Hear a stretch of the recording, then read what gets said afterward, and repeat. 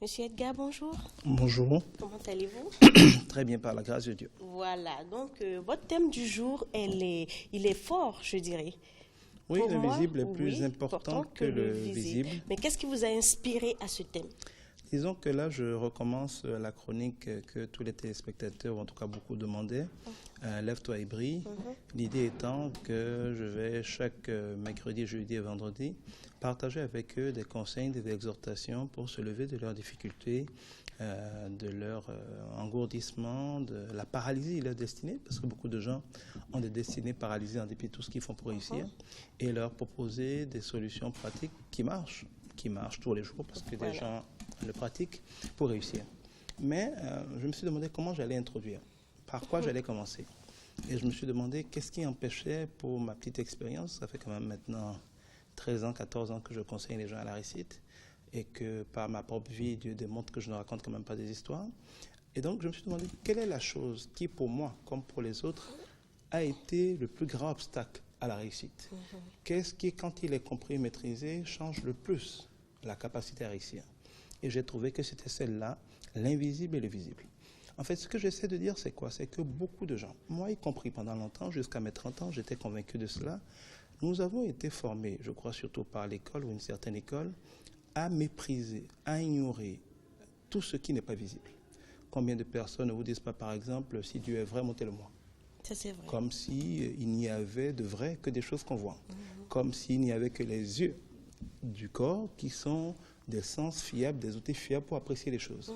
Eh bien, beaucoup de gens, qu'ils en soient conscients ou pas, en sont venus à mépriser tout ce qu'on ne peut pas voir de l'œil, tout ce qu'on ne peut pas toucher de la main, tout ce qu'on ne peut pas entendre, tout ce qu'on ne peut pas sentir par nos cinq sens humains. Beaucoup de gens en sont venus à les considérer comme étant inexistants.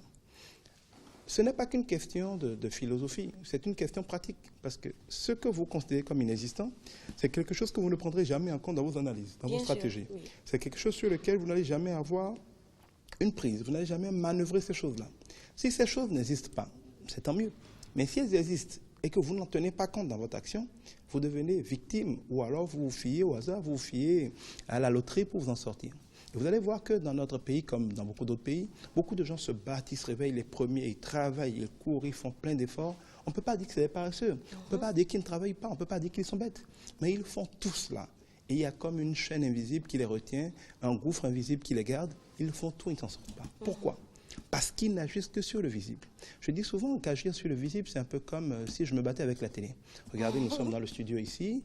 Quelqu'un pourrait, par exemple, vouloir nous poser une question, nous arrêter, nous poser une question alors qu'il n'est pas ici. Oui. S'il ne veut se fier qu'à ce qu'il voit, il considère que nous sommes dans son poste téléviseur. Eh bien, il essaie de nous parler dans son poste téléviseur, il essaie de frapper son poste téléviseur, il essaie d'interagir avec nous dans le poste téléviseur. Parce que c'est la seule chose qu'il voit et il croit que c'est la seule chose qui est. Mais la vérité n'est pas là. La vérité, c'est que nous tournons ici dans ce studio qui lui est invisible. Il y a beaucoup de gens dans ce pays et dans le monde qui ne savent même pas ce qu'on appelle un studio, qui ne savent pas comment on produit des images pour qu'ils les voient à la télévision. Donc, si cette personne veut interagir avec nous, il ne sait pas quoi faire, il ne peut rien faire. Il va passer toute sa vie à se frustrer face à son téléviseur qui ne lui permet pas d'interagir avec nous. À la limite, il va arrêter d'essayer d'interagir avec nous, alors que s'il savait que dans l'invisible, il y a un studio, qu'on peut nous joindre par le téléphone, et ainsi de suite, ces possibilités deviendraient plus énormes. C'est pareil dans toutes les vies. Aujourd'hui, je voudrais vous dire ceci. L'invisible est plus vrai que le visible. Le visible, c'est des choses éphémères. Tout ce qui est visible, c'est quelque chose qui ne va pas durer. C'est quelque chose qu'on peut toucher. Et tout ce qu'on peut toucher, tout ce qui a pris forme, va perdre sa forme. Parce que les formes sont secondaires, elles s'érodent avec le temps, elles se rouillent, elles se détruisent. Et les scientifiques le disent très bien. Rien ne se crée, rien ne se perd, tout se transforme. Ça, c'est applicable à la matière. Mais si vous ne jouez qu'avec la matière, vous êtes forcément limité dans votre influence sur le monde. Mais la vérité, c'est qu'en dehors de la matière visible, il y a beaucoup de matière invisible. Et c'est d'ailleurs, les choses visibles sont le reflet, sont le résultat, sont la projection dans la dimension visible des choses invisibles. Quand vous voyez par exemple une image à la télévision, c'est la projection sur votre télévision de choses qui ne se passent pas sous vos yeux. Quand vous tombez malade, que vous avez la fièvre, que vous avez une hypertension, c'est le résultat visible de phénomènes invisibles dans votre corps. Si vous avez le sida, quand on vous regarde, on ne voit rien. Parfois, si n'importe qui prend votre sang, il ne verra rien. Mais quand on prendra les bons outils, on verra dans votre sang, par exemple, le virus du VIH. Quand une femme est enceinte, le jour où elle est tombée enceinte, et pendant une semaine, 2 semaines, vous la regardez, c'est invisible, elle est comme tout le monde. Mais un jour viendra, Et quelques ça va jours après, où sortir. ça deviendra visible. Voilà. La vérité, c'est que quand les choses invisibles créent le résultat visible, il est trop tard pour agir. C'est comme quand je vais dans mon champ. Si je le laboure et que je sème par exemple du maïs, celui qui vient le lendemain, il ne verra rien d'autre qu'un champ labouré. Il a l'impression qu'il n'y a rien. Mais le jour où le maïs a poussé, qu'on commence à avoir des bourgeons de maïs partout, c'est trop tard. Ça a déjà été semé, ça a déjà pourri, ça a déjà poussé. Et c'est pareil dans notre vie. Nous passons notre temps à voir, à subir, à réaliser des choses qui sont les résultats d'un processus. Processus qui a commencé en invisible et qui se termine souvent en visible. À force de se battre seulement et tout le temps sur la partie visible, on ignore le gros de la dimension dans laquelle quelque chose se passe. Et c'est comme si on se battait sur le résultat. Au lieu de se battre sur les causes. C'est pour ça qu'on dit d'ailleurs en fond que quand on tombe, il ne faut pas regarder là où on est tombé. Il faut regarder là où on s'est fait, on a cogné notre pied, on s'est fait mal. Voilà. C'est pareil, beaucoup de gens aujourd'hui, à force de ne vouloir voir que le visible, regardent là où il y a eu leurs échecs, là où il y a leurs limitations. Ils ne regardent pas les choses invisibles qui ont créé ces limitations. Si je vais dans mon champ, que je vois une récolte de mil qui ne me plaît pas, que j'aurais préféré avoir de l'haricot, je ne peux plus rien faire à ce moment. Il y a déjà du mil, il y a du mil. Je peux passer du mil au haricot au moment où il ne se voit, au moment de la semence. Je voudrais donc vous dire que tout au long de la rubrique Lève-toi et brille, je vais partager beaucoup de choses avec vous. Mais il y a une chose fondamentale qu'il faudra régler dans votre esprit. Apprenez à considérer que ce que vous ne voyez pas n'est pas forcément invisible. Nous sommes ici, il y a ma voix, on ne la voit pas, les ondes des radios, les ondes des micros, les fréquences GSM, les infrarouges pour allumer les appareils. Nous sommes entourés aujourd'hui, le Wi-Fi, l'Internet qu'ils voient, c'est invisible. Les choses les plus puissantes, l'amour ne se voit pas, la douleur ne se voit pas, le vrai chagrin ne se voit pas, la méchanceté ne se voit pas. Quelqu'un peut vous sourire et vous pourrez regarder dans votre dos. Donc c'est pour ça que celui qui ne se fie qu'au visible va toujours être une victime de ce monde, parce que c'est dans l'invisible que les choses se jouent. Et ceux qui connaissent l'invisible, qui apprennent à manœuvrer dans l'invisible, vont toujours avoir une longueur d'avance et une longueur de succès sur ceux qui ne vivent que du visible. Merci beaucoup, Monsieur Edgar Gidigbi. C'est moi Alors, qui vous un mot de fin?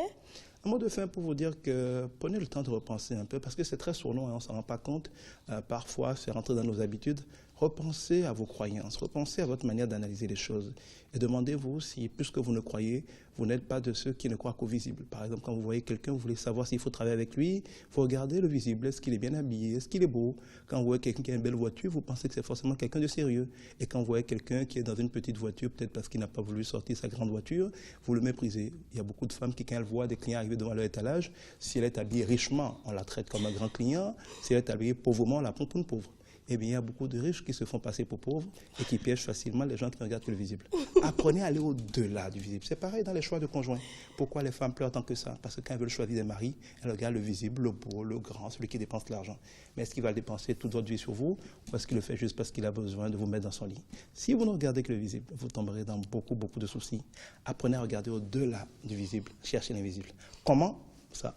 Merci. Des contacts? Des contacts, je donne mon numéro WhatsApp à 96 44 22 22, 96 44 22 22. Vous pouvez me contacter comme ça par WhatsApp ou aller directement sur ma page Facebook, facebook.com/Edgar Gidigbi.